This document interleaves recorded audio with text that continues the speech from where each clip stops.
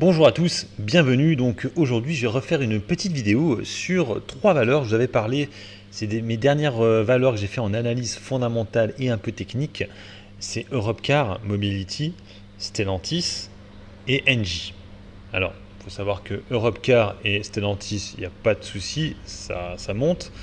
Engie, beaucoup plus problématique, je l'avais déjà dit dans la vidéo, c'est plutôt une valeur fond de portefeuille pour jouer un peu les green tech là aussi, mais sur de la grosse cap et sur du dividende, voilà, du rendement. Voilà, donc je vais revenir un peu sur ces trois valeurs, en sachant que, ouais, effectivement, il y en a deux qui ont vraiment bien EP et la dernière a vraiment bien, bien chuté. Donc avant de commencer, recommandation d'usage, cette vidéo est à but pédagogique et en aucun cas une incitation à un placement ou à tout autre produit.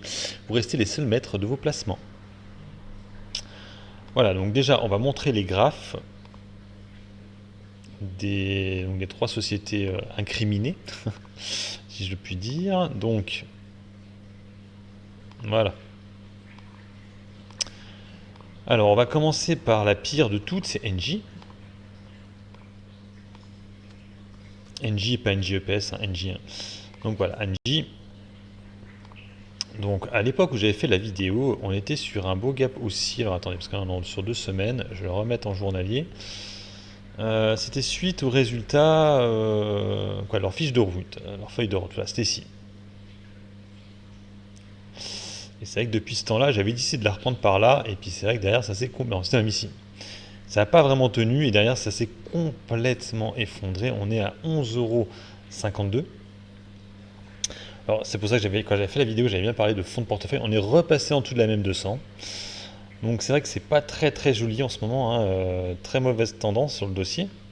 Les fondamentaux n'ont pas vraiment changé. Il y a eu 2-3 petites problématiques là. Il y a eu des. Il y a déjà eu le beau gap ici là qui a annoncé la baisse. Il y a eu une perquisition au Portugal sur des, des actifs qu'avait racheté Engie à une époque. Donc en ce moment, Engie a plutôt le mauvais oeil, on va dire. Donc là, gap baissier qui a engendré une baisse, qui a fait casser la moyenne mobile sur 200 jours. Et donc du coup, maintenant, la moyenne mobile sur 200 jours fait office de résistance. Donc un peu problématique. Et c'est vrai qu'actuellement, on patauge un peu là. Le prochain support serait vers les 11,39 €. Pour l'instant, ça tient. Mais on pourrait carrément le casser et peut-être aller vers les 10,86 €. Voilà pour Engie. Ensuite, donc l'autre valeur. Donc on va mettre Stellantis ensuite. Voilà. Donc elle, c'est beaucoup plus beau. Hein. Même si depuis que j'ai fait la vidéo, alors je ne me rappelle plus la date de quand la vidéo, mais c'est pareil, on a pas mal chuté depuis la dernière vidéo. Alors effectivement, là, le cours de bourse, en fait, je l'ai fait le lendemain de la grosse correction qu'on a eue sur les marchés. Donc c'est vrai qu'on est plus à. On est un peu plus haut là, on a repris 2%. On est là. Bon, pareil, ça a quand même pas mal chuté. Je sais plus la date de quand ma vidéo, hein. Je sais plus si je l'ai fait avant ou après juin, je me rappelle plus. Il me semble qu'on était plus bas quand même à l'époque, hein, vers le 27 mai ou par là. Ouais, il me semble qu'on était plus bas quand j'ai fait la vidéo sur Stellantis. On est à peu près au même niveau, on est bien monté derrière, et là on fait un peu du surplace, on est sur une espèce de range vers entre 16 € et 17,20 €. Alors là aussi je vais revenir, il y a eu quelques nouvelles sur Stellantis qui sont assez intéressantes. Et donc la dernière, c'est la plus belle, c'est Europcar Car Mobility. Alors Europcar Mobility est monté un peu sur la spéculation là pour le coup. Bon, ma vidéo je l'avais faite à peu près à cette époque-là. Et là actuellement on est à 0,44, excusez-moi. ça reste une penny, hein, faire attention. Donc Europcar Mobility, ce qui s'est passé entre temps, c'est qu'effectivement Volkswagen avait dit être intéressé de racheter la société à un prix par action à 0,44. Donc c'est vrai que du coup, il y a eu une belle spéculation. Europcar a refusé. On restait un peu dans une espèce de range entre 0,47 et 0,50. Et là, on l'a cassé. Donc c'était hier. Pour l'instant, on a 0,46, 0,47. Bon. Pour l'instant, les chiffres ne sont pas encore tombés. Hein. On attend les résultats semestriels qui vont tomber ce mois-ci. Qui ne vont pas être encore extraordinaires. Ce sera plutôt les chiffres du 3e trimestre qui vont être très intéressants, parce qu'il y a le départ les vacances hein, qui arrivent, et du coup pas mal de gens vont louer des véhicules, et vous allez voir il y a des news plutôt pas mal par rapport à ça. Donc on va aller voir les news maintenant. Alors on va commencer par Stellantis. Alors du coup il faut aller chercher la page parce que je l'ai perdue. Stellantis, c'est en rapport avec l'électrisation, j'ai du mal à le dire, de leur gamme. C'est vrai que c'était un peu le point noir de Stellantis. C'est vrai que Carlos Tavares n'était pas très fan de l'électrique. Oui, je vous mettre la page. Voilà. Donc du coup, je vais utiliser les échos pour vous montrer. Voilà. Donc, le groupe né de la fusion, bon, on va passer ça. Donc, ce qui est intéressant à garder, donc, investissement de 30 milliards d'euros entre 2021 et 2025 dans l'électrification et le logiciel. Il y a aussi des participations. Donc 30 milliards, c'est légèrement moins bien que Renault. Hein, Renault, il me semble que c'est 40 milliards, mais c'est vraiment très bon. Sachant que Carlos Tavares n'était vraiment pas pour le côté électrique des véhicules, il était plutôt contre lui. Hein. Donc c'est vrai que c'est plutôt un bon point que Stellantis aille dans ce sens. Alors, ensuite, il nous parle de l'autonomie, qui est le gros point noir chez actuellement Stellantis et principalement chez Peugeot. Hein. Faut savoir qu'actuellement les véhicules vendus par Peugeot, les 208, trucs comme ça, ça a des autonomies ridicules. 200 km grand maxi. Comme je vous l'ai déjà dit, il n'y a que la Fiat 500 qui est chez Fiat, qui a une autonomie plutôt respectable au vu de son petit gabarit, qui fait à peu près 300 km. Donc là, il serait plutôt sur une autonomie entre 500 et 800 km. Donc plutôt bien, hein. Une autonomie qui ressemble plus au Tesla, voire certaines Renault. Donc ensuite, il y aurait 55 véhicules électriques et hybrides dans son offre. Alors il faut savoir qu'il y a une grosse partie, ce sera Opel. Hein. Opel sera 100% électrique, on verra ça après. Opel fait partie de Stellantis, bien sûr, ça avait été racheté par Peugeot. Et du coup, donc le coût des batteries qui partirait à la baisse, plus ça va avancer dans le temps, ce qui est normal. Hein, parce que d'abord, il faut d'abord les créer, ces batteries, hein, et une fois que donc ça coûte de recherche et développement, une fois que c'est fait, eh ben, on peut baisser les marges. Voilà. Donc, eux, ils estiment le coût des batteries 40% entre 2020 et 2024 et 20% supplémentaire d'ici 2030, la baisse. Hein. Le recul à venir des coûts, hein, c'est le recul du coût de création des batteries. Et le truc, ils disent bien que la batterie, ça représente comme entre 30 et 40% de la voiture, de la véhicule électrique. Hein. C'est vraiment ça qui est le plus important. Voilà. Et du coup, ils ont aussi mis en place, bon, on en avait déjà parlé la dernière fois, de Gigafactory. Alors vous savez qu'ils ont fait une joint venture, en tout cas ils sont associés avec Total pour créer des batteries, donc ça se passe en France. Hein. Et donc voilà. Donc on en sait un peu plus du coup sur ces possibilités que l'on a sur tout ce qui va être véhicule électrique chez Stellantis. Alors, ensuite, autre news pour Stellantis, du coup il faut que je mette ça, voilà. C'est les marges, donc là c'est les marges pour le premier semestre, donc c'est en rapport avec les résultats semestriels qui vont pas tarder à tomber. Donc les marges vont être meilleures que prévu au premier semestre, là aussi c'est excellent. Il faut savoir que Monsieur Tavares est un peu le big boss hein, dans les marges, hein, il est très très bon là-dessus. C'est grâce à ça qu'il a vraiment relancé Peugeot à l'époque, donc maintenant voilà, vu qu'il y a eu fusion, mais ça, il reste le directeur général. Donc là, c'était avant la présentation, il explique, ils disent que sa marge opérationnelle courante devrait dépasser la fourchette de 5,5 à 7,5% lors du premier semestre 2021, une fourchette objectif qui s'était donnée pour l'ensemble de l'année auparavant. Le constructeur explique que cette solide performance est portée par des prix et un mix produit favorable ainsi que des mesures de contrôle de coûts. Donc lui, il espère retourner dans une marge supérieure à 2 chiffres. Hein. Donc là, c'est pas le cas actuellement, mais il risque d'arriver assez rapidement. Après, c'est ce qu'il dit, hein, c'est toujours la même chose. Hein. Bon, on va suivre ses paroles. Pour l'instant, ce qu'il dit, il le fait. Hein. Pour l'instant, Carlos Tavares. Bon, là, entre-temps, il y a eu une fusion qui est arrivée avec Fiat. Donc, il va falloir la digérer, cette fusion, quand même. Mais ça devrait être bon. Les résultats du premier semestre 2021 de Stellantis seront dévoilés début août. Alors c'est début août. Lors du premier trimestre de l'année, le groupe a réalisé un chiffre d'affaires de 37 milliards quand même sur le premier trimestre, sur une base pro forma en hausse de 14% sur un an. Et sur l'année, ils ont écoulé à peu près 1,6 million de véhicules. Ce qui est vraiment très bon. 12% de plus sur le premier trimestre 2020, en sachant que le premier trimestre 2020, il n'y avait pas encore tout à fait le Covid. Hein. C'était le deuxième trimestre qui a posé vraiment problème. Donc plutôt intéressant pour la marque Stellantis.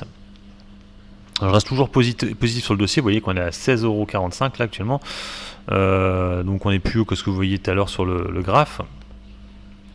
Donc du coup, je vais revenir sur Stellantis. Hop. Parce qu'après, la question, c'est à quel prix l'acheter. Là, c'est compliqué, Stellantis. Hein. Donc 16,54, je vous ai dit. Voilà, donc vous voyez qu'on est revenu déjà quasiment là. Bon, Stellantis, le problème, c'est que l'action est bien au-dessus de sa moyenne mobile sur 200 jours. Hein. Vous voyez, elle est très très bas. Elle est là, hein, elle est à 13,12. Je pense pas qu'on retournera à ces niveaux-là. Elle n'a pas vraiment laissé de gap. Ouais, non, elle n'a pas vraiment laissé de gap. Il n'y a pas de gap. Hein. Durant sa montée, là, on a congestionné pendant pas mal de temps. Là, c'était vraiment un plus bas. Un beau petit support à 16€ et c'est reparti. Ouais. Toujours pareil, il faudrait essayer de la choper en dessous des 15. J'ai n'importe quoi. Pas en dessous des 15, en dessous des 16. Voilà. Et ensuite, sinon, l'autre bon support, ce serait, ce serait 13,34. Quoi. Mais bon, on n'y est pas du tout. Quoi. On n'y est pas du tout là actuellement. Il faudrait vraiment que les résultats soient très très mauvais. J'y crois pas. Franchement, en dessous des 15, c'est le bon prix. Hein, voilà, là, vous voyez, là hier, on y est passé très peu de temps. Hein, on a bien tenu les 15. On est descendu à 15,86 plus bas. Et après, c'est remonté. On a clôturé à 16,05. Après, quand je dézoome un peu, quand je vois un peu les niveaux là, ouais, on est même plus haut que les. Ouais, on est retourné vers des niveaux de malade hein, sur Stellantis. Hein. On est retourné à des niveaux de fou. Hein. Ouais. Alors après, il y a une espèce d'épaule tête épaule en formation qu'on dézoome pas mal. Après, bon, voilà. Hein. On a vu une belle petite divergence aussi entre une MACD en tendance baissière alors que le cours faisait un peu du surplace, ça baissait un peu mais ça baissait pas tant que ça, alors que la MACD baissait assez fortement et de même la RSI était un peu tendance baissière. Voilà, en tout cas, bon, par rapport à la FIBO, on l'a retracé, il n'y a pas de souci là-dessus. Stellantis, je ne sais plus s'ils ont versé un dividende cette année, j'ai encore oublié. Je crois que ça a déjà été versé, il me semble, le dividende. Bon, résultat net positif cette année, de toute façon, il n'y aura pas de souci. L'année prochaine, il y a une grande chance aussi. Donc pour l'instant, c'est tout beau sur le dossier. Je vise les 20€ à moyen terme sur le dossier. Toujours. Voilà, les 20€. Ensuite, donc l'autre news, c'était Europcar Mobility. Alors Europcar Mobility, comme je vous ai dit, elle s'est mis à monter. C'est pas grâce au chiffre d'affaires, c'est juste par rapport à la spéculation. Voilà, c'était Volkswagen qui aurait été intéressé de la récupérer. Ah oui, c'était là, c'est le 24 juin, c'est à ce moment-là qu'elle s'est mise à monter. Et Volkswagen confirme avoir fait une offre à Europcar, donc c'était 0,44 par action.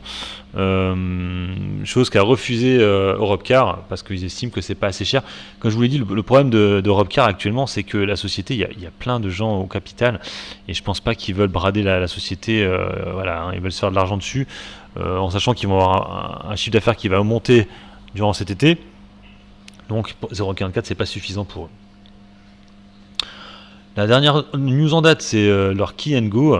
Donc c'est une plateforme qui a été mise en place sur Europcar dans une logique en fait où il n'y a plus vraiment d'agence, ou un peu comme vous avez sur Getaround, je crois que ça s'appelle, un véhicule qui est disponible. Vous avez juste à cliquer sur votre téléphone et du coup la voiture et vous pouvez l'utiliser. Voilà, donc Je vous lis rapidement. Keys Go rencontre des niveaux de commandes sans précédent en croissance de plus de 100% par rapport à l'année dernière. Bon, après, 100%, vu que ça vient d'arriver, c'est un peu normal, hein. Keys Go est opéré par Goldcar, une marque low cost du groupe français dans 35 aéroports loisirs. En Europe du Sud, cette offre permet aux clients de bénéficier à large échelle d'une solution 100% digitale, sûre et rapide pour réserver et récupérer et restituer leur véhicule, a précisé Europcar Mobility. Et c'est vrai qu'en plus, s'ils peuvent aller là-dedans dans l'avenir, ça va être top, parce qu'ils auront peut-être moins besoin d'agences. Du coup, ils récupéreront de l'argent, quoi. Donc c'est vrai que ça reste intéressant. Après, moi, je vous l'ai déjà dit sur Europcar Mobility, je vise les 0,62.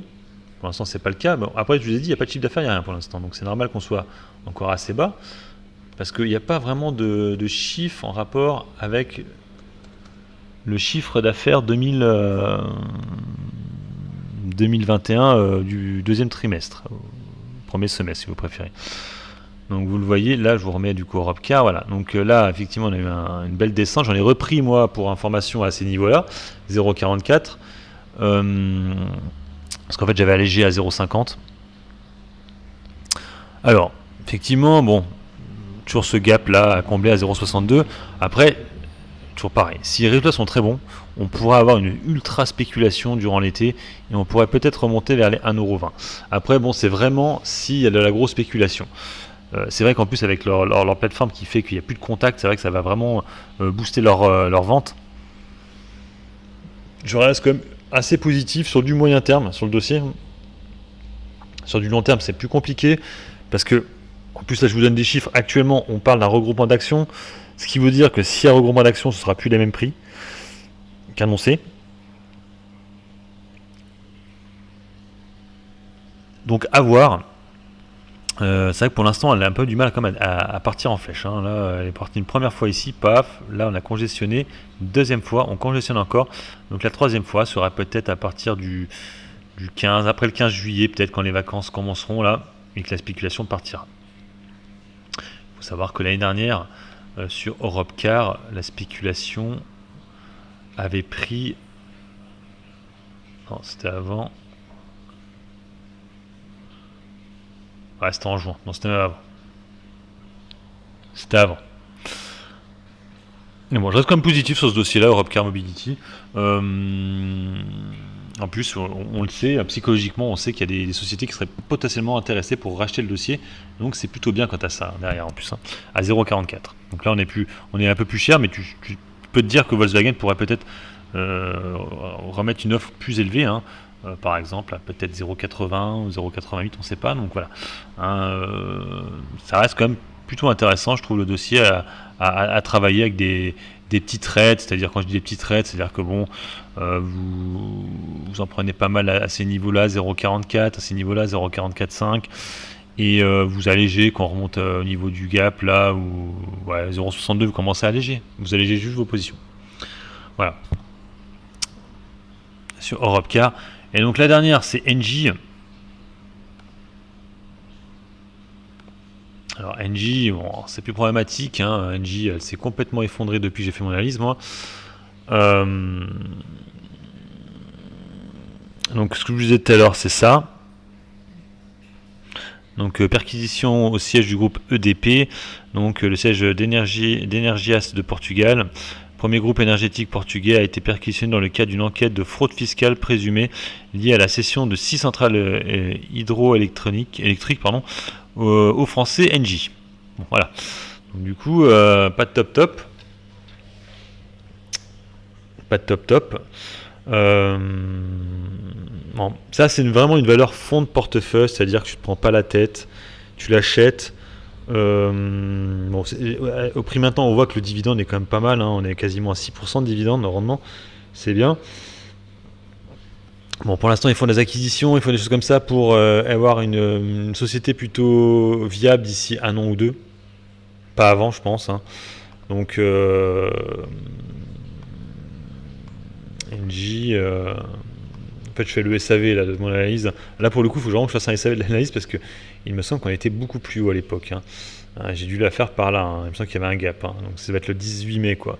Donc, c'est vrai que depuis que j'ai fait mon analyse, j'avais dit de la reprendre par là. Hein. C'est à l'intérieur voilà. Vers les 12,48, 12,50. Hein. Donc là, c'est vrai que là, on est à 11,50. C'est compliqué. Hein. Et vous avez vu tout à l'heure qu'on n'était pas très très haut sur le dossier. Donc, prochain achat, ouais, 11,38. Hein, 11,38. Et ensuite, pour moi, dernier achat, parce que je vois pas pourquoi on pourrait descendre trop plus bas, vers les 10,68. Mais je vois pas pourquoi on descendrait aussi bas. 10,68 sur le dossier. En sachant que vous avez un rendement, donc ça veut dire que bon, vous pouvez vous permettre d'être en moins-value pendant quelques temps, en sachant que vous pouvez vous dire bon, bah, j'ai un rendement qui rentre tous les ans, qui est plutôt sympatoche, hein, le rendement, donc faut pas cracher dessus. C'est à peu près le rendement qu'a, c'est mieux que Total, hein, c'est mieux que Total. Après Engie, c'est pas comme Total, c'est pas une société qui vous versera automatiquement un dividende. On l'a vu là, il y avait une possible, je sais plus s'il avait retiré une partie du dividende ou s'il l'avait entièrement retiré sur Engie. Mais bon, les sociétés avec l'État, on a vu que sur le dividende, l'année dernière, ça a posé problème quand il y a eu le Covid. Donc ça, c'est un signe quand même qui alerte sur le dossier. En tout cas, bon là, on est repassant toute la sur 200 jours, même si on est sur une tendance haussière avec la M200. Ça reste quand même un dossier qui peut être problématique sur du moyen terme, qui peut continuer à chuter. Donc, 10,59€ si le marché se pète bien la gueule. Si on a un 440 qui retourne à 5000 points, c'est possible qu'on soit à ces niveaux-là. 10,59€. Voilà, j'arrête là ma vidéo. Donc voilà, je faisais un peu le SAV de toutes les valeurs que je vous ai parlé. Donc voir où à peu près où est-ce qu'on en est. Donc effectivement, NG est assez problématique actuellement. Les deux autres, c'est plutôt joli. Allez, sur ce, je vous laisse. N'hésitez pas à mettre des commentaires sur la vidéo, des petits pouces bleus, c'est motivant. Et à vous abonner à la chaîne, c'est bon le contenu. Allez, bon investissement à tous et bon trade. Ciao.